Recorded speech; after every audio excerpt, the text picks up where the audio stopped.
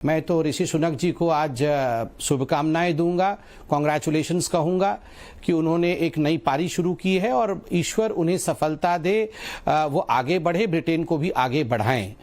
मगर मुझे आश्चर्य इस बात का होता है, सुनक वहां बने हैं और खनक और सनक जो है हिंदुस्तान के कुछ तुष्टिकरण भरे नेता, जो नेता हम हमेशा तुष्टिकरण की राजनीति को आगे बढ़ाते हैं, सनक और खनक यहां हो रही है।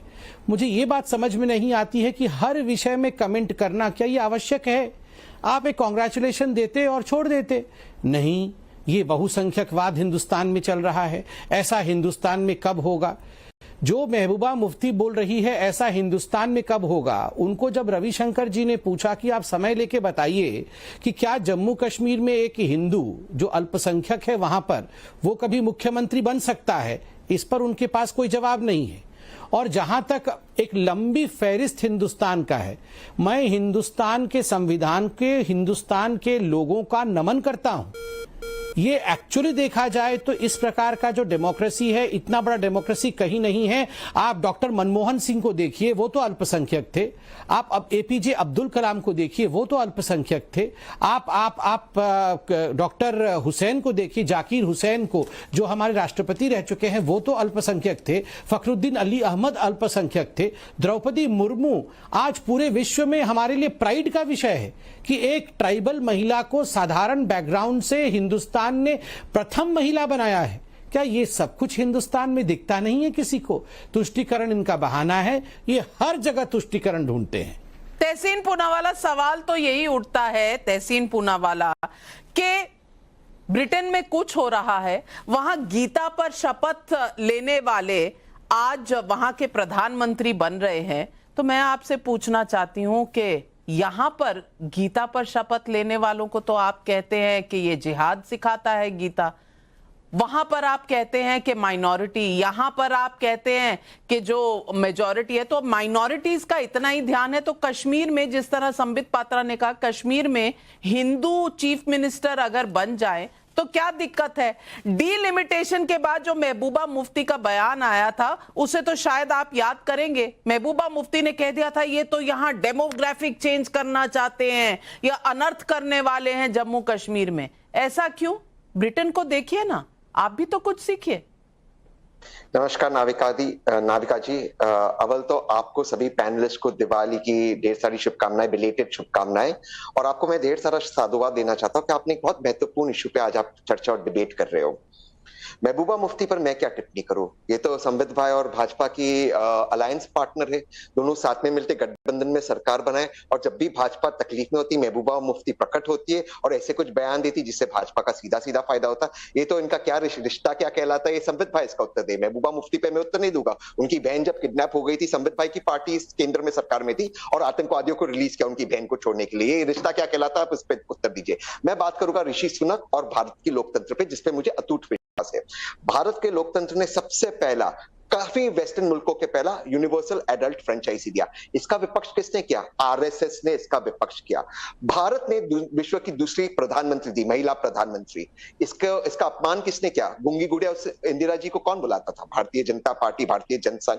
और भारत ने डॉक्टर मनमोहन सिंह को भी प्रधानमंत्री बनाया, जिसका अपमान लगातार भारतीय जनता पार्टी करते थे। मौजूदा प्रधानमंत्री मोदी जी ने भी किया है।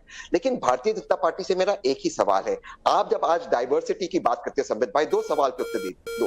बीजेपी की महिला अध्यक्ष कब बनेगी? और दूसरा, आरएसएस में एक ओबीसी या एससी कब आरएसएस का अध्यक्ष बनेगा, लीडर बनेगा? ये आप इसका उत्तर दे दीजिए, क्योंकि डाइवर्सिटी में आप विश्वास नहीं करते। और अगर आप करते हो, मैं आपको आज चैलेंज देकर अपनी बात समाप्त करता हूं।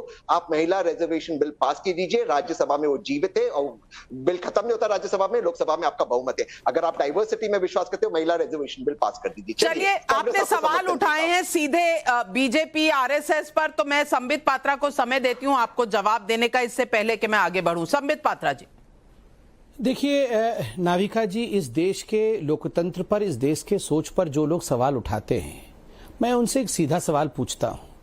इस देश ने अनेकों वर्षों तक, 10 वर्षों तक तो सीधे तरीके से और उसके बाद अप्रत्यक्ष रूप से एक ऐसी महिला, मैं सम्मान के साथ उनका नाम कहता हूं, आदरणीय सोनिया गांधी जी को, जिनका जन्म हिंदुस्तान में नहीं हुआ, जो जन्म से भारतीय मूल की भी नहीं थी, जो जन्म से हमारे धर्म की भी नहीं थी, उसके बावजूद जब वो हिंदुस्तान आई, इस देश ने उन्हें स्वीकारा, इस देश ने उन्हें स्थान दिया, इस देश ने उन्हें महत्वपूर्ण दर्जा दिया और आज भी यह देश उन्हें मानती है और उन्होंने देश को चलाया एक्चुअली सुपर पीएम के रूप में और अपने एनएसी नेशनल एडवाइजरी काउंसिल के माध्यम से, रिमोट कंट्रोल के माध्यम से उन्होंने देश को चलाया। आज भी कांग्रेस पार्टी को चला रही है। क्या किसी ने उनको नकार दिया? क्या वो आज देश में नहीं है? तो ये हिंदुस्तान के कलेक्टिव कॉन्शियंस के ऊपर बार बार आघात करने का काम बंद करे। दूसरा सबसे महत्वपूर्ण, देखिए ये रिश्ता क्या कहलाता है, ये रिश्ता क्या कहलाता है, आपने कहा, मैं तो कहता हूं तहसीन भाई, ये रिश्ता क्या कहलाता है? आपके खुद के भाई और हम सबके चहेते शहजाद पूनावाला, वो तो कांग्रेस के अध्यक्ष बनना चाहते थे, माइनॉरिटी से आते हैं, आपके भाई भी हैं। क्या हश्र किया कांग्रेस पार्टी ने आपके खुद के भाई का? उनको बाहर निकाल दिया, उनके साथ बदसलूकी की। अरे उनका गुनाह क्या था? वो कांग्रेस के अध्यक्ष के नाते खड़ा होना चाहते थे, चुनाव में भाग लेना चाहते थे। मैं तो चाहूंगा कि आप आज इस पे बोलें कि कांग्रेस में चिदम्बरम साहब और बाकी सारे लोग, शशि थरूर जो इतना ट्वीट टाट कर रहे हैं, वो उस समय कहां थे जब शहजाद पूनावाला प्रेसिडेंट के पोस्ट के लिए खड़े हो रहे थे? ये बड़ी बड़ी बातें करना, सुनक के विषय में बोलना, वो तो ठीक है, घर के पूनावाला के विषय में तो बताएं आप। उत्तर दे देता हूं, 10 सेकंड दीजिए, उत्तर दे देता हूं। शहजाद को अगर बनना था कांग्रेस का अध्यक्ष, 10 डेलीगेट की सिग्नेचर लिया था, वो ला नहीं पाया। लेकिन भाजपा जहां पे चुनाव नहीं होता अध्यक्ष के लिए, आप बना दीजिए उसके अध्यक्ष। प्रवक्ता क्यों बनाया उसे? बना दीजिए अध्यक्ष। चलिए इस बात को यहीं छोड़ते हैं। लेकिन मैं लोकेश जिंदल जी से पूछना चाहती हूँ। लोकेश जिंदल जी, बड़ी बड़ी बातें, चाहे थरूर जी को सुन लीजिए, चाहे चिदम्बरम जी को सुन लीजिए, अल्पसंख्यकों की इतनी चिंता आपके मन में है, होनी भी चाहिए, हर भारतवासी के मन में होनी चाहिए। लेकिन जब हमारी ट्राइबल प्रेसिडेंट बनती हैं तो उन्हें कहा था, अभी तहसीन पूनावाला कह रहे थे कि इंदिरा गांधी को गूंगी गुड़िया कहा गया था। मैं बताऊं, आपने, आपकी पार्टी ने और आपके अलायंस पार्टनर्स ने क्या कहा? अरे वो तो पुतला है, पहुंच जाएंगी राष्ट्रपति भवन। और ये अजय कुमार जी का स्टेटमेंट है, उन्होंने क्या कहा? उन्होंने कहा ये तो ईवल फिलॉसफी है। और ये सब तो आप मुर्मू जी के बारे में यहां पर बोल रहे थे।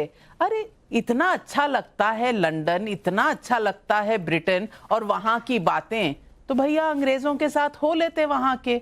अब आपको अपने देश में नहीं दिखता कि मुर्मू जी बनी, या इससे पहले रामनाथ कोविंद जी बने, या उससे पहले मनमोहन सिंह जी थे? आपको अपने ही प्रधानमंत्री याद नहीं है तो बाकियों की इज्जत आप क्या करेंगे?